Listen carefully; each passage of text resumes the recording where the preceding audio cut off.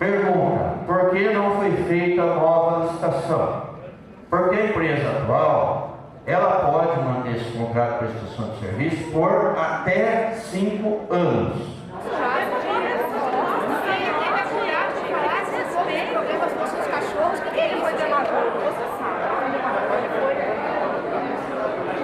Agora tratar o secretário dessas condições vai ser complicado para a gente.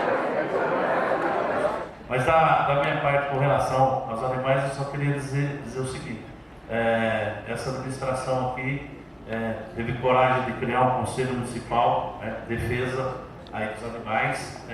É uma administração que vai até a população, discute todos os problemas que tem, vem, apresenta os resultados. Inclusive, é tão democrático e tão transparente que a gente permite que as pessoas reivindiquem, que as pessoas se manifestem. Então, e por isso que vocês estão aqui, porque essa é uma permissão, essa é uma concessão desse governo, que tem transparência e tem democracia.